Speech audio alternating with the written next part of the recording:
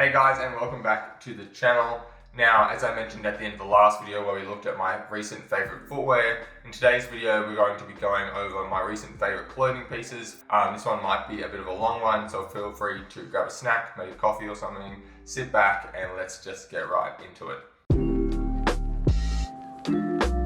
So since the last video started with footwear, I decided we're going to continue from there and just go from the bottom up. And so we're going to start today's video off looking at trousers. So the first pair of trousers I'm going to share with you guys is going to be my most favorite pair of pants that I've ever owned, basically. They fit amazing and I haven't had any alterations done. And they're going to be a pair of vintage Levi 505s from the early 2000s. Now somewhere in the mid 2000s, Levi changed their 505 model from a regular fit to a straight fit. And they both kind of sound similar, but unfortunately the straight fits are a little slimmer and the denim quality isn't quite as good, in my opinion.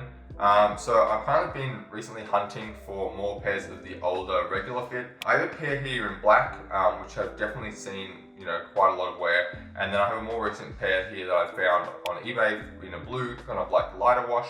I also do have a pair of the more recent straight cut Levi 505s in this kind of like a dark blue wash. They're not bad pants, but like I said, I just don't feel like the denim quality is as good and they are just a little slimmer on the fit. So carrying on with denim and Levi's, I also have 3 washes of Levi's 501s that I've been wearing quite a bit recently. I have one in like a grey wash, I have one in kind of like a lighter blue wash, and then I also have quite a distressed pair of darker blue wash denim. I don't mind the Levi's 501s. I know it's a lot of people's favorite style of Levi's, but I just feel like they're quite like tight around the crotch area on me. I'm not sure why. But just compared to the 505s, the fit just isn't as nice. So that's why the 505 is my current favorite. So the next pairs of trousers that I have to show you guys is going to be a couple of cuts of Wrangler denim. So I have 2 pairs of vintage Wrangler Realtree camo denim. I have one in what I'd call kind of spring. It's got more greens and it's a bit more brighter in its color. And then I have one in autumn, which I guess has more browns and more grays and more darker colors as for the autumn season. In my opinion, I think the autumn color is so pretty. I think it's the nicest of the 2. I just really like the fade and just how it looks. However, I do think that the cut of the denim for the spring pair does fit me better personally. So both these pairs of denim have been the first pair of printed trousers that I've ever added to my wardrobe, which has been really interesting stylistically in terms of what I can style them with. And I've really enjoyed that challenge, and so hopefully I can find some more interesting patterns going forward. So the next pair that I want to share with you guys is also from Wrangler, and it's their Wrangler Cowboy cut denim in white. So for this specific pair of denim, I'd seen them kind of popping up on the timeline from some specific people that I follow from the US, and I thought that the fit looked really nice, so I decided to go and try and find a pair for myself. Unfortunately, however, Wrangler Australia doesn't stock these, which was a bit surprising. So I was a little disappointed with that, but I did end up finding this kind of sketchy website called Jeans Warehouse, which is Australian based, and somehow, I don't know where they got them from, but they stocked them and they pulled through. So yeah, shout out to Jeans Warehouse for getting me these cowboy cuts. So these have also been the first pair of white denim that I've ever owned, which has opened up so many more doors for me stylistically. I also just love the cut of this pair of pants specifically. Being a cowboy cut, they kind of have a bit of a boot cut at the ankle and they sit really kind of high on the waist, which I don't mind. Overall, I just love the shape and I love the fit. And behind the Levi's 505s, these would definitely be my most worn pair of pants. Now the last pair of pants I want to share with you guys is a pair of vintage Carhartt double knees in a brown colorway, and these have been distressed to hell and back. So these have been super popular lately. I mean, I'm sure you guys have seen them all over the timeline if you're following the right pages. I found myself quite fortunate to be able to pick up this pair specifically at the thrift for not too bad of a price. And they definitely have seen plenty of wear before I got my hands on them, that's for sure. I just really love the kind of like wide-legged fit that these have, and just the distressed nature of them means like I don't care what happens to them basically. I don't care if they tear, I don't care if they get stains on them, and it's just really freeing in terms of if I want to go do any type of project which is hands-on. So yeah, if I ever do end up going home to my parents' farm and I have to do some Carhartt shit, you know what I'll be wearing. So those are all the trousers I've been wearing. Now we're going to move up and go straight to tops. For tops, I've kind of moved away from the kind of traditional like athleisure kind of street look. And I've just started to preference kind of tops which basically just have buttons on them, which you know how very mature of me. So on that theme, the first two tops I want to share with you guys are these cotton twill work shirts. The green one is from Zara and the burgundy one is vintage Carhartt. Because these are made from a twill, they are a bit heavier than just your average regular dress shirt. So they can also be worn as kind of like a bit of an overshirt situation. However, personally, I really like the structure that the twill gives the garment when it's just worn as just, you know, a regular shirt. The next four shirts I have to show you guys are all from Uniqlo. The first two is just their standard kind of camp collar t-shirt. I have one in white and one in brown. They're just super lightweight and super breathable, making them great for the summer months and hotter days. And I've really enjoyed styling them over the past couple months here over the Australian summer. So the next two pieces I'm actually really excited to share with you guys, as I hadn't seen them before the day I bought them basically. And they are two shirts from the Jill Sander Uniqlo J Plus line. So I think the technical term for this garment is actually a shacket. So it's a shirt and a jacket. Basically, it's just like kind of like a long sleeved business shirt with a camp collar that also has 4 pockets. So it has 2 on the chest and 2 on the sides by the waist.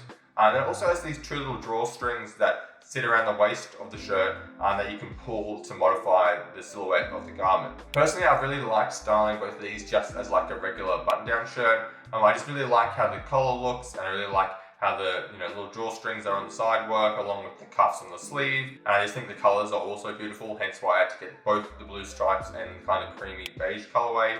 And yeah, I just think it's a really beautiful and unique kind of silhouette for a dress shirt. So now moving on to like your regular everyday t-shirt. I still have a bunch of vintage t-shirts, as I have always seemed to have had, with my favorite being this Texas Rangers one from 1993, which I think I've already shown you guys. However, I've recently started to kind of get over the band tee and vintage sports tee look, as I feel like it's kind of reached a point where now they're all being reproduced and it's just been totally overdone. I've also found it kind of tough finding vintage t-shirts recently. I think like a couple of years ago, even it was much easier to kind of get on Depop or Grailed or go to the local thrift and look and find, some actual decent pieces. However, now I think there's so many people out there who are making a genuine income from picking and reselling vintage items that you really have to be on your game if you're going to find anything good at a decent price. So with that change in perspective of vintage shopping, I feel like I've also changed the lens that I look through when looking for vintage tees. Nowadays, I look for what I call niche tees. So just like any kind of vintage t-shirt which is about some hyper-specific kind of event. Like, for example, say there was like a fun run that was run in the 90s and they maybe had like a couple of hundred, not even, of these shirts printed, and the graphic design is crazy, and those are the types of shirts that I'm looking for. So one niche tee that I picked up recently is this Alderbrook winery tee. It's just some like winery in California. I mean, I don't really know much about the winery itself, but the tee is in really nice shape. I really like the graphic design. The colors are really nice, and so I decided to pick it up. Overall, I think I'm probably beyond vintage tees. I don't think they're really kind of like in what I'm looking to buy anymore nowadays.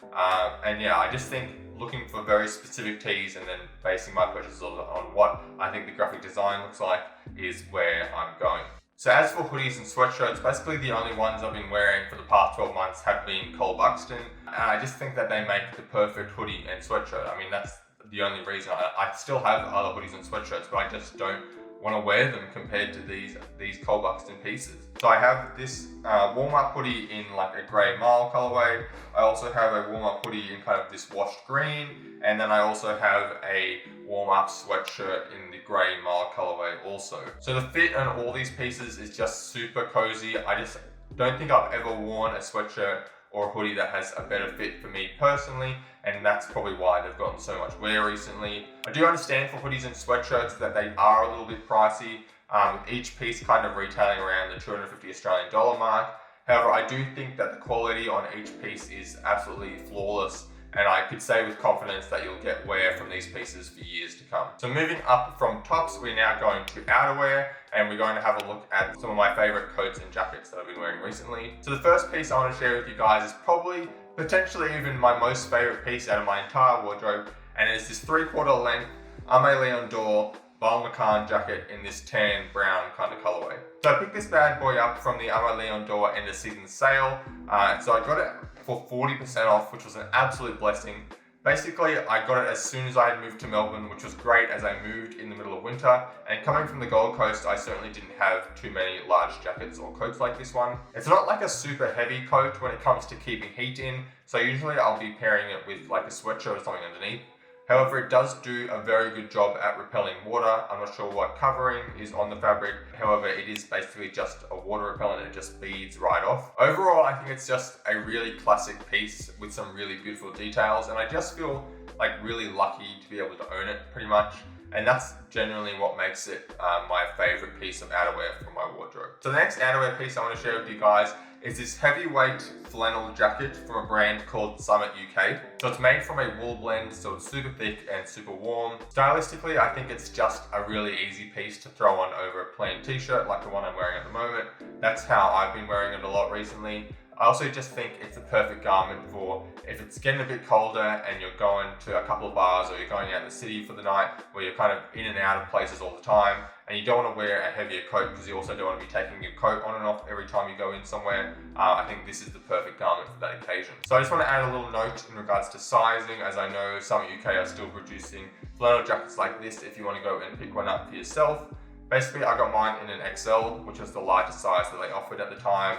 However, I probably do wish it was a size bigger, to be honest. So if you are buying one, probably do size up, in my opinion. So the last piece of outerwear and the last piece of today's video that I'm going to be sharing with you guys is my Carhartt Detroit jacket. It is hands down the best piece that I have ever found thrifting.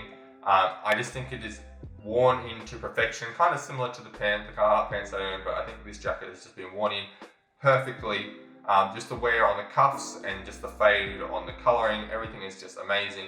And I just feel like I was very fortunate to be able to find it. I think like a plumber or like a tiler must have owned this before I acquired it because one of the sleeves was kind of covered in silicone and it still kind of is. But whatever they were doing, they've done a great job on this jacket. I'm sure you guys have seen the Detroit jacket quite a bit recently. I feel like I've seen it heaps on the timeline.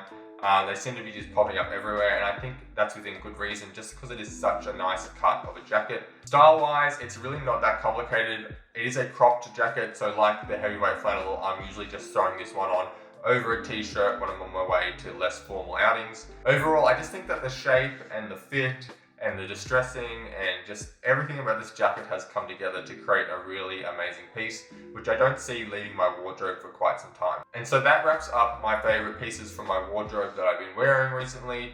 I was also going to add accessories to today's video, however I decided I didn't want to make this video super long, and so we're going to do that in the next one and just make this little what have I been wearing series into a bit of a trilogy. I appreciate you stopping by the channel today. Feel free to let me know what was your favorite piece that I discussed today in the comments below. Also feel free to ask me any questions regarding pricing, sizing, styling of any of the things that we looked at today, as I'm more than happy to have a conversation with you guys.